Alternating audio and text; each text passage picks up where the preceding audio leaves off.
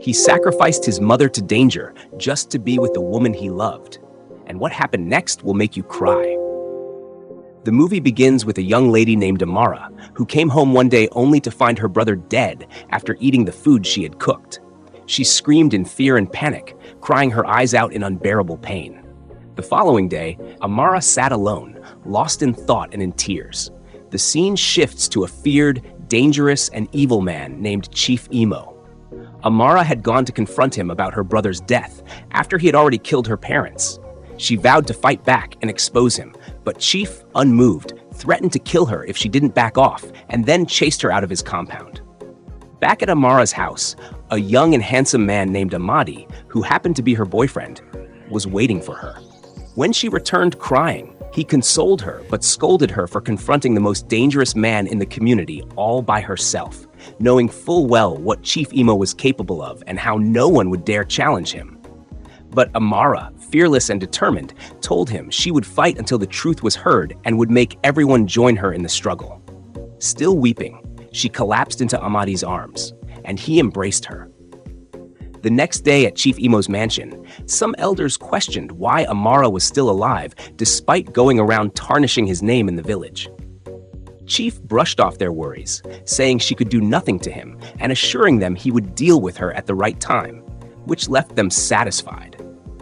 That night, Amara sat alone in tears, reminiscing about the happy moments she once shared with her late brother, the day he appreciated her sacrifices and promised to repay her someday, the day he stood fearlessly against Chief Emo when he tried to sell their parents' land, and how he even stormed into Chief's house to warn him to stay away from their father's property. Chief's guards had beaten him badly, but he never backed down. Now, the memory of how he died haunted her, sending cold chills down her spine. Suddenly, she saw his ghost before it disappeared, leaving her devastated. That same night, Chief Emo's men ambushed Amara and beat her mercilessly, but she somehow managed to escape. Meanwhile, Amadi grew restless and couldn't sleep, sensing that something bad was happening to her. The next day, Oma, Amara's friend and Amadi's sister, visited her and found her battered and bruised. Amara was rushed to the hospital, where Amadi and Oma consoled her as she recounted her ordeal. She wondered why Chief Emo was still after her, even after killing all her family members. Just then, police officers arrived. Amara thought they had come to give her justice, but to everyone's shock, she was the one arrested and taken straight to Chief's house, leaving her loved ones confused. At Chief's mansion, he sternly warned her to stop speaking against him, or he would punish her in ways she would never forget. But Amara, stubborn and fearless, refused to back down. She swore once again to fight him. Chief, unimpressed, ordered the police to release her, and she walked out fearlessly. Later that day, Amadi tried speaking to one of Chief's guards, begging him to plead on Amara's behalf. But the guard confessed that he couldn't help, as he was bound to Chief by debt, working for him to repay his late father's loan. Amadi left sorrowfully. Then one fateful day, Chief and his guards stormed Amadi's home. They threatened his mother, warning her to make her children stop associating with Amara, or else he would seize the house her late husband had left them, leaving her homeless. Terrified, Amadi's mother begged for mercy and promised to keep her children away from Amara. Satisfied, Chief left. Later at Chief's house, a young man named Akbi visited to give a report on their other illegal business.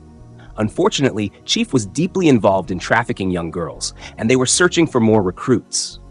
Chief instructed Akbi to do whatever was necessary to keep the business running. Akbi thanked him, handed over the money he had brought, and left, while Chief and the elders continued their discussion. Later that day, Amadi's mother confronted Amara, warning her to stay away from her children and to end whatever relationship she had with her son. Amara was left shocked and confused, never expecting such words from the woman she called mother. Amadi also received the same treatment from his mother, who threatened that if he didn't leave Amara, his education would be at risk. This left him equally shocked and troubled. Still helpless, Amadi went to plead with Chief on Amara's behalf, begging him to forgive her. But Chief, unmoved, reminded him of his late father's loan and the family house, threatening him further. Amadi, terrified, fled in fear. That night, Amadi met Amara again and begged her to let go of the fight against Chief, warning that she was digging her own grave. But Amara, burning with rage and determined for revenge, insisted she would fight Chief even with her last drop of blood. Chidi's ghostly presence weighed on them, leaving Amadi helpless as he reluctantly encouraged her. One fateful day, a young man named Ugo was working on his farmland when Chief and his elders arrived with an offer of 500,000 to buy the land. Ugo immediately returned the money, pleading that he could not sell his only inheritance. Chief and his men took the money back and left, claiming the land as theirs regardless. On their way, Chief told the elders to call their Chinese partners to inspect and pay for the land. Just as he picked up his phone, Chidi's ghost appeared before him. Terrified, Chief fled with the elders in his car. The next day, while Chief and the elders celebrated in his compound, Amara stormed in fearlessly, disrupting the gathering. She openly confronted him about his atrocities and vowed he would never know peace until she brought him to justice. Chief, still unmoved, ordered his guards to throw her out, and the celebration continued. The following day, Chief ordered his guards to execute their plans against Amara, claiming he was losing patience with her stubbornness. Later, an elderly man visited Amara's home, demanding repayment of 500,000 lens that her father had borrowed. When Amara explained that her father was dead, the man still insisted, threatening to seize their house. Amara, fearless and stubborn, accused him of lying and sent him away. Hours later, Amara secretly met Oma, who had been avoiding her out of fear of Chief and her mother. When Amara asked for financial help, Oma quickly dismissed her and hurried away, leaving Amara frustrated and hurt. The next day, the elderly man returned with policemen and locked Amara's house. They forcefully dragged her to Chief's compound first, since he had ordered that all criminals be brought to him before being taken to the station. When Chief asked about the matter and heard of the loan, he sided with the man and offered to pay off the debt, setting Amara free. Meanwhile, the elders waited by the roadside for the man. It turned out to be their plot all along, tricking Chief. The man handed them the 500,000, and they rewarded him with a small share for a job well done.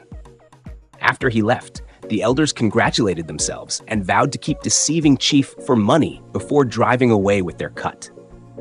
One day, Amara dreamed she saw her brother Chidi running around the compound with a stick. She cried out for him to come back, but suddenly woke up from the nightmare, devastated. That same night at Chief's house, he too was haunted. He dreamed that Chidi lay beside him in bed. Startled, he jumped up, only to realize it was just the woman he had brought home. He calmed himself and went back to sleep. Days later, Chief's guards attacked Amara again, beating her and locking her out of her house. Just then, Amadi arrived and intervened, forcing the men to flee. Later, Amara and Amadi confronted Chief about the attack. Chief denied sending his guards, but they confessed it was the elders who had ordered them. Amadi then begged for forgiveness on her behalf. That evening, Amara sat alone, lost in thought, when she felt a strange presence. It was Chidi's spirit. She cried out, pleading with him to help her fight this battle because she was helpless. Then, as suddenly as he appeared, he vanished. The following day, Oma secretly visited Amara to apologize for being a bad friend. She handed her some money, claiming it was her savings, and encouraged her to stay strong. Amara, grateful, thanked her. The next day, the panicked elders pressured Chief to kill Amara once and for all, fearing she was causing more damage. They discussed how Chidi had been poisoned, but that the poison was originally meant for both him and Amara. To their misfortune, she escaped it, and now it haunted them. Chief, however, assured them he had everything under control. Elsewhere, Oma was secretly having an affair with Akbi, one of Chief's men in charge of the trafficking business. She pleaded with him to keep their relationship a secret, and he agreed as they enjoyed their time together. That night, Oma shared her fears about Akbi with her mother. But her mother brushed them aside, reminding her of the benefits they gained from him and encouraging her to stick with him. Again, Chief was plagued with nightmares, Chidi attacking him in his sleep. Shaken, he rushed to his native doctor's shrine to seek help, and there he received some spiritual protection. Later that day, Amadi and Amara were enjoying a walk down the road when Chief suddenly drove past, stopped, and greeted Amadi so warmly and freely that it seemed like genuine concern. After he left, Amara immediately voiced her suspicion about Chief's unusual friendliness, saying it felt strange and dangerous, but Amadi brushed it off, insisting that Chief wasn't as bad as people thought. Hours later, one of Chief's guards showed up at Amadi's house, demanding his presence. His mother burst into tears, panicking that something terrible was about to happen. When Amadi returned home, he calmed her fears and followed the guard to Chief's house. Later, at Amara's home, Amadi shared his regret for trusting Chief earlier. He revealed that Chief had now threatened his education, warning he would have him expelled from school if he didn't stay away from Amara. Amara comforted him, encouraging him to return to school and let her face Chief on her own so he wouldn't get dragged into danger. But Amadi refused, assuring her he would stand by her until the very end, which gave her strength and hope. One night, Chief's guards abducted Amadi's mother. At the same time, Oma was out with her boyfriend, trying to have a good time, but a sudden unease made her want to leave. Her boyfriend blackmailed her, threatening to expose her secrets if she walked away, leaving her trapped. Meanwhile, Chief's men stormed Amara's house looking for her, but she and Amadi, already aware of their arrival, hid until the men left before coming out again. Hours later, Oma returned home only to discover her mother missing. She called her repeatedly, but there was no answer. At Amara's house, Amadi made sure she was safe before setting out for Chief's compound to plead for his mother's release. He promised Amara he would return safely. At Chief's house, Amadi fell to his knees, begging Chief to take him instead and release his mother. Chief refused until Amadi made the desperate offer to bring Amara to him. Only then did Chief agree and set his mother free. The next morning, Chief visited his native doctor only to find him dead. As he turned to flee in terror, he suddenly saw Chidi holding a stick. Chief panicked and tried to escape, but his guards restrained him and took him home. Later, Chief and his guards stormed Oma's house, demanding that she follow him. Oma resisted fiercely until one of his guards slapped her and dragged her away, leaving her mother wailing in fear. Just as Chief and his guards were preparing to leave, a young man rushed in with devastating news. All of Chief's elders were dead. Before dying, one had confessed that he had seen Chidi holding a stick that caused their fatal accident. Chief was left trembling and helpless. At that moment, he knew his end was near. Meanwhile, Amadi hurried to Amara's house, urging her to flee the community because Chief was after her. But Amara refused, determined to face Chief, even if it cost her life. With no choice left, Amadi confessed the painful truth that he had bargained with Chief, agreeing to deliver her in exchange for his mother's freedom. Amara was shocked and heartbroken. She ran out in despair, with Amadi chasing after her. At Chief's compound, Amara confronted him directly. In anger, he ordered his guards to lock her up alongside Oma. Outside, Oma's mother and Amadi's mother wept and begged Chief to release their daughters. Meanwhile, the village youth gathered in protest at Chief's house, calling him out for years of atrocities. Chief, in panic, called the police commissioner, claiming thugs had invaded his compound, then stepped outside to confront the crowd. The youth stood their ground, reminding him of his wickedness that they had endured in silence for too long.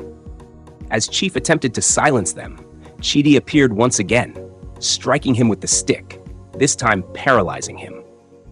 Chief ordered his guards to release Amara and Oma in a final attempt to make peace. When Oma arrived, overwhelmed by guilt, she began confessing her own evil deeds. She revealed how Chief had murdered her parents for their land, and how, under his threats, she was forced to poison Chidi, Amara's brother, to save their house and clear her father's debts. If she hadn't, Chief would have forced her into prostitution. Everyone was stunned, including her family. Amara was left speechless and broken. Chief's guards, too, began confessing and apologizing, revealing that Chief had trapped them with blackmail, forcing them to work for him. The entire village stood in shock and disbelief. Amara, devastated and confused, ran away, but Amadi chased after her, calming her down and vowing never to leave her side. They embraced, holding on to each other amidst the chaos. Truly, the evil that men do will always come back to haunt them, no matter how long it takes. So guys, if you enjoyed this story, don't forget to subscribe to this channel for more of our latest movies.